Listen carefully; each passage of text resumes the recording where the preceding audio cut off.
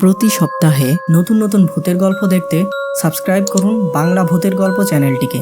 সেই সাথে bell icon press করতে ভুলবেন না। সেগুলো মেঝেতে ঢেলে খাওয়া শুরু করলেন। বন্ধুরা, আজকের এই সত্যিকার ভূতের ঘটনাটি পাঠিয়েছে পশ্চিম মেদিনীপুর থেকে সুমন বর্মন। আর এই ঘটনাটি তার বন্ধুর কাকুর সাথে ঘটেছিল। আজকের বিশেষ প্রশ্ন, তোমরা কি তাবিজে বিশ্বাস করো? আর কে কে এখনো তাবিজ ব্যবহার করছো? কাকুর বাড়ি ছিল পশ্চিম মেদিনীপুর জেলার কালিদহ চড়া গ্রামে।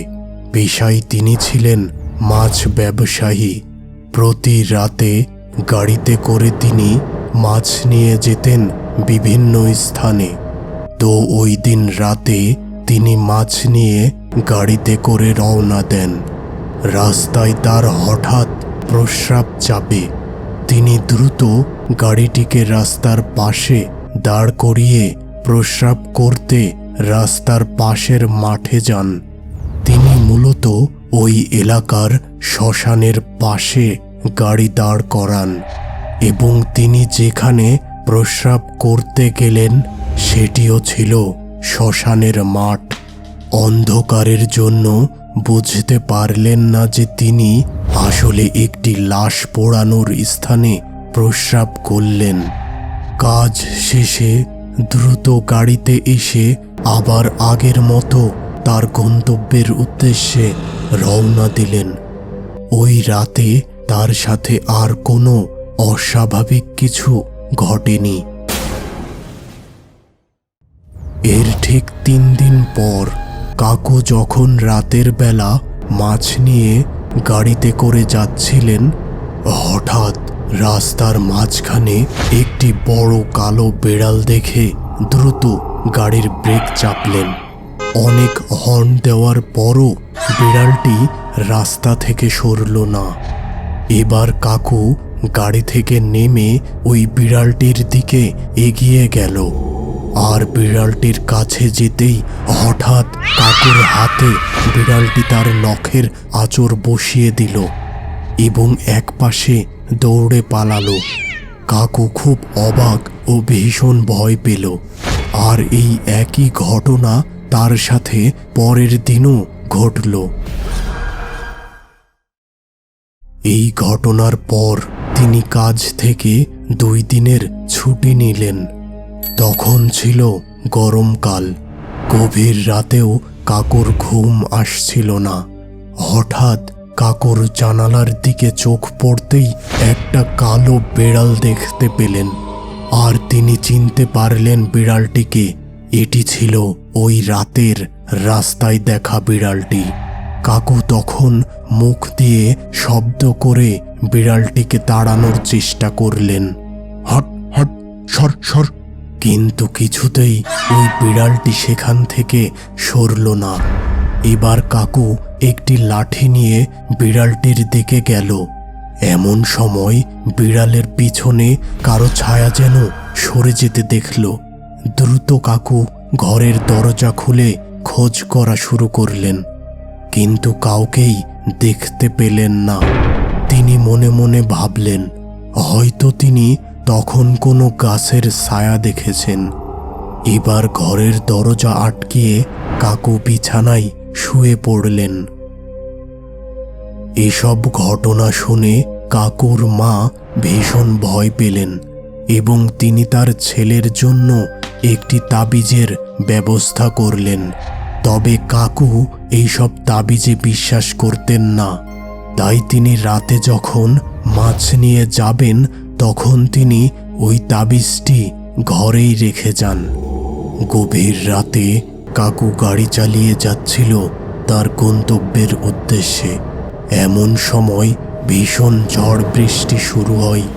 আর কিছুটা পথ এই ঝড় বৃষ্টির মধ্যে এগোতেই হঠাৎ তার গাড়ি বন্ধ হয়ে যায়। অনেক চেষ্টা করেও সে তার গাড়ি চালু করতে পারল না। রাত তখন প্রায় 1টা। বাহিরে বৃষ্টির পরিমাণ কিছুটা কমেছে। এবার কাকু বাহিরে বেরিয়ে গাড়ির ইঞ্জিন চেক করে দেখল ইঞ্জিনের সব কিছু ঠিকই আছে। এবার আবার তিনি তার গাড়িতে যেয়ে বসলেন। এমন সময় কোনো এক মহিলার চাপা হাসি শুনতে পেলেন এবং ভীষণ অবাক হলেন। হঠাৎ তার গাড়ির সামনে একজন সাদা কাপড় পরিহিত মহিলাকে দেখতে পেলেন। তার মুখ ঘোমটাতে ঢাকা। এবার কাকু কিছুটা সাহস করে ওই মহিলার উদ্দেশ্যে বললেন, আপনি কে, আর এত রাতে এখানে কি করছেন? মহিলাটি কোনো উত্তর দিল না, কিন্তু এবার তার ঘোমটা একে একে সরে যেতে লাগলো। অর্ধ পোড়া ছিল মহিলাটির মুখ, আর তার চোখের কোটরে কোনো মনি নেই, একদম সাদা। এই দৃশ্য দেখে কাকু একেবারে হতবাক হয়ে যান এবং ভীষণ ভয় পান। এমন সময় মহিলাটি হঠাৎ অদৃশ্য হয়ে যায় এবং সেই সাথে কাকু তার পাশের সিটের দিক থেকে একটি গরম হাওয়া অনুভব করেন। আর এরপর তার সাথে কি ঘটে তা তার কিছুই মনে নেই। ওই রাতেই কাকু তার বাসায় ফিরে আসে, কিন্তু তাকে দেখে তার বাসার লোকজন বেশ অবাক হয়, কারণ কাকুর চোখ দুটি ছিল ভীষণ লাল। তার বাবা তাকে অনেক কিছু জিজ্ঞাসা করে, কিন্তু তিনি কোনো উত্তর না দিয়ে ঘরের এক কোণায় যেয়ে বসে থাকে। এবার তাকে এক প্লেট খাবার দেওয়া হয়, কিন্তু তিনি তা প্লেটে না খেয়ে সেগুলো মেঝেতে ঢেলে খাওয়া শুরু করলেন। এই দৃশ্য দেখে কাকুর মা উচ্চস্বরে কান্না শুরু করলেন।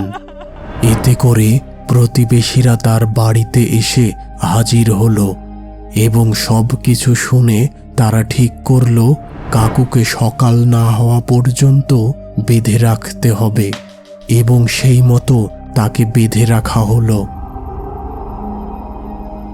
সকাল হতেই একজন তান্ত্রিককে ডাকা হলো। তান্ত্রিক এসে অনেক যাগযজ্ঞ ও মন্ত্র পড়া শুরু করলেন। প্রায় আধ ঘন্টা ধরে এই মন্ত্রপাঠ চলতে থাকলো। এবার কাকুর চোখ খুলল এবং তার মুখ থেকে ভীষণ ভয়ঙ্কর স্বর বেরিয়ে আসলো। এ আমার উপর প্রস্রাব করেছিল, আমি ওকে ছাড়ব না, আমি ওকে শাস্তি দেব। এরপর তান্ত্রিক অনেক চেষ্টা করে ওই আত্মাকে কাকুর শরীর থেকে বাহির করে এবং কাকুর উদ্দেশ্যে একটি বড় তাবিজ দেন। এরপর কাকু সুস্থ হলে তাকে সব কিছু জানানো হয় এবং ওই তাবিজ সবসময় ব্যবহার করার জন্য জানানো হয়। তিনি এবার ওই তাবিজ ব্যবহার করা শুরু করেন, আর এরপর থেকেই তার সাথে আর কোনো প্রকার অস্বাভাবিক ঘটনা ঘটেনি।